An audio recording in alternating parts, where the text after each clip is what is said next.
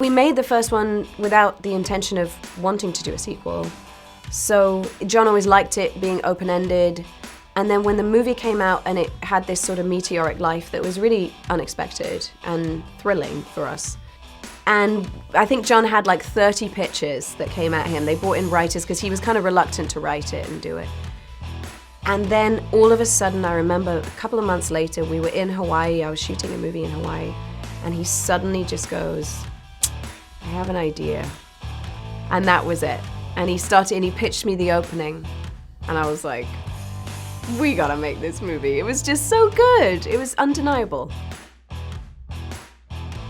They're such a couple of powerhouses, the two of them. And there's that theory that you should never work with children. It's so wrong with these kids. They saved us time. They would get it in one take and John would be like, okay, I guess we move on. I mean, it was like perfect. You know, it was like, they're so arresting and clever and nice, easy, just great parents, great families. They are like our fake children. So I'm so devoted to them and I love them. And I think it's important for people to see, especially Millicent's character, this really becomes her film. You know, there's a real handoff that takes place. This is her movie. It is quite quiet, because I think the mistake the crew made sometimes is like, oh, it's a silent movie. And we're like, no, you guys have to be even quieter, because you can hear everything. You can hear absolutely everything. So if someone's walking around or moving or eating, you can hear it in the background of the shot because the sound department are trying to record everything, like picking up a teacup, like what does that sound like? And like they've got the mic on it so that it's so real, you know. So we'd always be like, I'd hear John go, guys, it's not a silent movie, it's a sound movie. It's like, please, you know.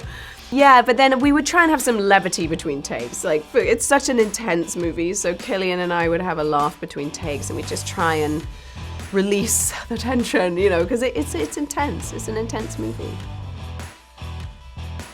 The movie is made for a theatrical experience. It's such a theatrical event. It is a sound movie. You want to be sitting with strangers, jumping and screaming and not eating your popcorn. I think that was always what we saw for this, and I think certainly with this film, as much as the first one, but this one especially, the world expands, you know, as the Abbott family have to leave their decimated farm, and she's there with a newborn baby and these other two kids, she's desperately trying to keep them alive.